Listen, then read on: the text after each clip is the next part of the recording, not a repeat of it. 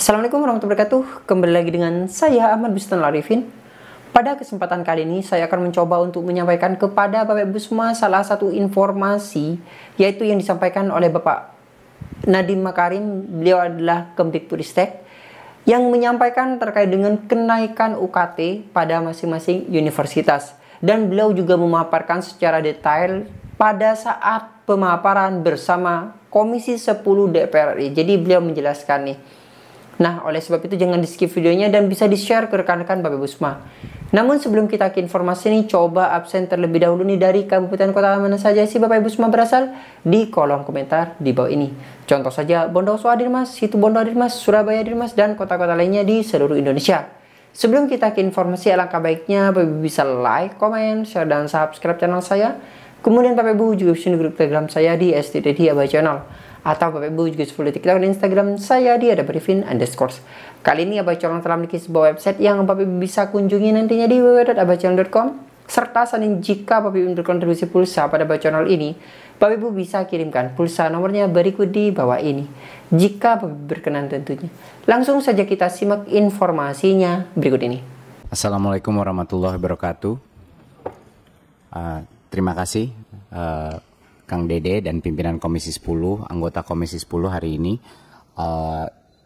Hari ini kami akan mencoba menjelaskan beberapa prinsip-prinsip dasar secara singkat mengenai kebijakan ini. Tapi sebelum itu, saya mungkin ingin mengucapkan pertama apresiasi sebesar-besarnya atas semua masukan dan kritik dari semua pihak, termasuk dan terutama mahasiswa yang mempunyai kepedulian tinggi kepada mahasiswa yang existing maupun dengan mahasiswa baru. Jadi saya salut sekali bahwa ada concern yang sangat tinggi terhadap ini. Kami juga mengapresiasi perguruan tinggi yang responsif kepada kebutuhan mahasiswa, terutama dari keluarga yang tidak mampu. Jadi terima kasih sekali lagi Komisi 10 sudah menampung aspirasi dan memberikan kami kesempatan untuk menjelaskan kira-kira sehingga tidak ada mispersepsi mengenai kebijakan ini dan lainnya. Nah, mungkin yang pertama, poin yang terpenting adalah prinsip dasar UKT. Ini harus semua mahasiswa, semua masyarakat harus mengerti. Prinsip dasar UKT harus selalu mengedepankan azas keadilan dan inklusivitas. Dan karena itu, UKT itu selalu berjenjang. Apa artinya berjenjang? Artinya bagi mahasiswa yang punya keluarga lebih mampu, mereka membayar lebih banyak, dan mahasiswa yang tidak mampu, dia membayar lebih sedikit.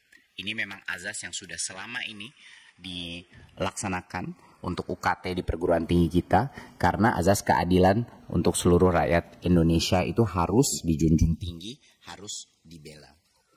Dan hanya mahasiswa yang mampu membayar yang ditempatkan di kelompok UKT menengah dan tinggi sesuai dengan kemampuannya. Nah, jadi peraturan Kemdikbud ini menegaskan bahwa peraturan UKT baru ini hanya berlaku kepada mahasiswa baru, tidak berlaku untuk mahasiswa yang sudah belajar di perguruan tinggi. Jadi masih ada mispersepsi di berbagai kalangan di sosial media dan lain-lain bahwa ini akan tiba-tiba merubah rate UKT pada mahasiswa yang sudah melaksanakan pendidikannya di perguruan tinggi. Ini tidak benar sama sekali. Ini hanya akan berlaku untuk mahasiswa baru dan sebenarnya tidak akan berdampak besar sama sekali kepada mahasiswa dengan tingkat ekonomi yang belum mapan atau belum memadai. Tangga-tangga daripada UKT ini semuanya itu ada tangganya, dan tangga-tangga terendah yaitu level 1 dan 2 dari tangga tersebut itu tidak akan berubah.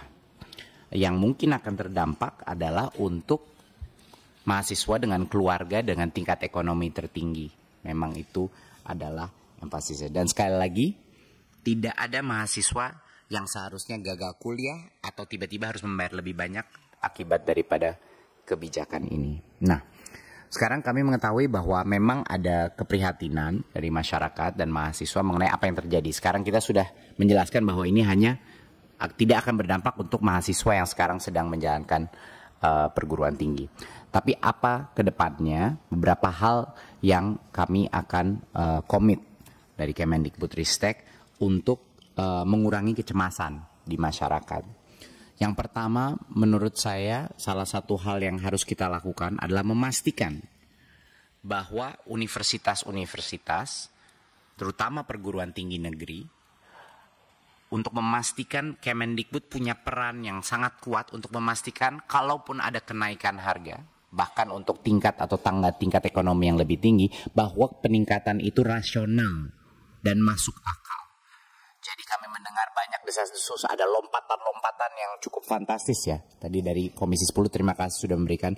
Dan saya berkomit beserta Kemendikbudristek untuk memastikan, karena tentunya harus ada rekomendasi dari kami, untuk memastikan bahwa lompatan-lompatan yang tidak masuk akal atau tidak rasional itu akan kami berhentikan. Ya, jadi kami akan memastikan bahwa kenaikan-kenaikan yang tidak wajar itu akan kami cek, kami evaluasi, kami assess, dan saya ingin meminta semua ketua perguruan tinggi dan prodi-prodi untuk memastikan bahwa kalaupun ada peningkatan harus rasional, harus masuk akal, dan tidak berburu-buru tergesa-gesa melakukan lompatan yang besar. Itu adalah komitmen pertama. Yang kedua adalah, dan ini komitmen bersama, bukan hanya Kemendikbud, tapi juga Komisi 10. Harapan saya ini menjadi komitmen bersama, bahwa dengan adanya kebijakan ini mendorong baik Komisi 10 maupun juga Kemdikbudristek untuk berjuang untuk meningkatkan KIPK untuk mahasiswa-mahasiswa yang dari tingkat ekonomi yang sangat membutuhkan.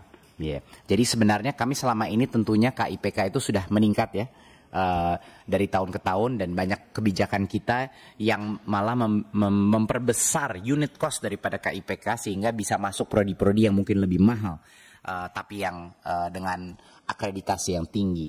Kami akan terus berjuang untuk ini dan berjuang untuk meningkatkan total jumlah KIPK, karena memang Bapak Ibu, situasi yang paling ideal, yang terbaik adalah tangga UKT dilaksanakan sehingga yang mampu membayar lebih banyak, yang tidak mampu membayar lebih sedikit. Dan untuk melaksanakan itu secara efektif, kita harus memastikan di bagian tangga paling rendah, yang paling tidak mampu, itu diberikan kesempatan melalui KIPK. Jadi komitmen kami adalah untuk berjuang ke kementerian-kementerian lain dan dan harapan kami Komisi 10 bergabung dengan kita untuk berjuang untuk meningkatkan anggaran KIPK sehingga kita memastikan bahwa yang tidak mampu masih bisa mengikuti perguruan tinggi. Itu mungkin beberapa poin besar yang ingin kami utarakan. Tentunya setelah ini Ibu Sekjen akan menjelaskan sedikit mengenai postur anggaran kita, di mana masih juga banyak sekali mispersepsi di masyarakat mengenai berapa sih anggaran yang dikontrol oleh Kemendikbudristek. Ini sudah kita ulang beberapa kali ya, tapi mungkin karena di sini juga ada banyak teman media, ini bisa diperjelas sekali, dan masyarakat dan mahasiswa akan mengerti bahwa yang di bawah Kemendikbudristek itu hanya proporsi yang kecil dari total anggaran pendidikan yang dikelola sebagai total kepemerintahan. Lalu setelah itu Pak Haris Dirjen Dikti akan menjelaskan sedikit lebih mendetail mengenai bagaimana kebijakan ini akan diimplementasi. Tapi sekali lagi saya ingin mengapresiasi semua masukan.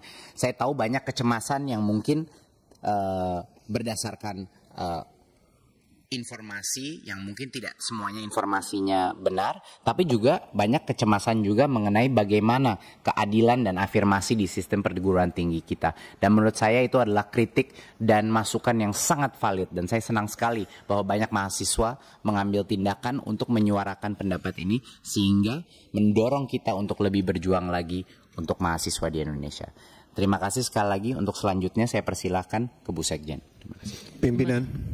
Pimpinan, interupsi. Pimpinan mohon izin karena kita ini kan membahas terkait dengan pendidikan tinggi ya. Kesempatan bicara kita sudah tahu mitra kita yang baru ini. Terima kasih pimpinan. Ya baik, terima kasih. boleh jadi karena mungkin sebagian besar masyarakat di Indonesia belum hafal dirjennya yang mana. Silakan Mas Menteri memperkenalkan. Terima kasih. Untuk memperkenalkan, ini Prof. Haris adalah Dirjen Dikti baru kita. Dulunya dekan di UI, ya. Warek di UI, dan sekarang sudah berapa bulan Pak? Udah 2-3 bulan ya. Sudah dalam tugasnya, dan kemarin sempat di Raker Ferenjob Pak. Sudah hadir di sini perkenalkan. Jadi itu kira-kira perkenalannya. Kami sangat senang punya Prof. Haris di sini, dan tentunya isu ini menjadi prioritas nomor 1 sekarang Prof. Haris untuk memastikan implementasinya tidak merugikan masyarakat, mahasiswa dan perguruan tinggi. Baik. Dan Prof. Nizam kembali ke UGM. Ya. Jadi Mas Putra, berikutnya nanti akan memberikan statement kepada media, tentunya adalah Prof. Haris ya.